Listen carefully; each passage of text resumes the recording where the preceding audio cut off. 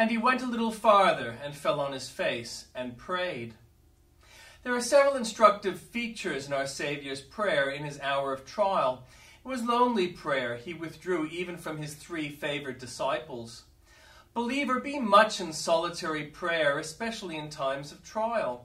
Family prayer, social prayer, prayer in the church will not suffice. These are very precious, but the best beaten spice will smoke in your censer, in your private devotions, where no ear hears but God's. It was humble prayer. Luke says he knelt, but another evangelist says he fell on his face. Where then must be thy place, thou humble servant of thy great master? What dust and ashes should cover thy head? Humility gives us good foothold in prayer.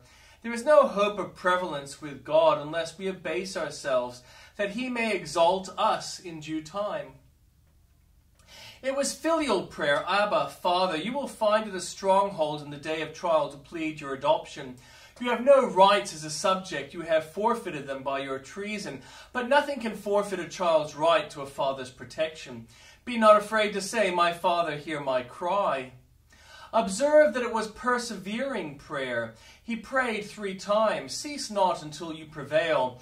Be as the importunate widow whose continual coming earned what her first supplication could not win.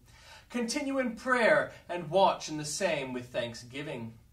Lastly, it was the prayer of resignation. Nevertheless, not as I will, but as thou wilt. Yield, and God yields. Let it be as God wills, and God will determine for the best. Be thou content to leave thy prayer in his hands. Who knows when to give and how to give, and what to withhold?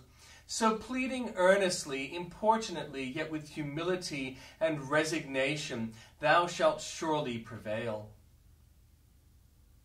Father, I will that they also whom thou hast given me be with me where I am.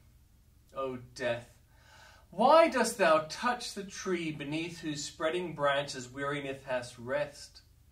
Why dost thou snatch away the excellent of the earth, in whom is all our delight? If thou must use thine axe, use it upon the trees which yield no fruit. Thou mightest be thanked then, but why wilt thou fell the goodly cedars of Lebanon? O stay thine axe, and spare the righteous. But no, it must not be. Death smites the goodliest of our friends, the most generous, the most prayerful, the most holy, the most devoted must die. And why?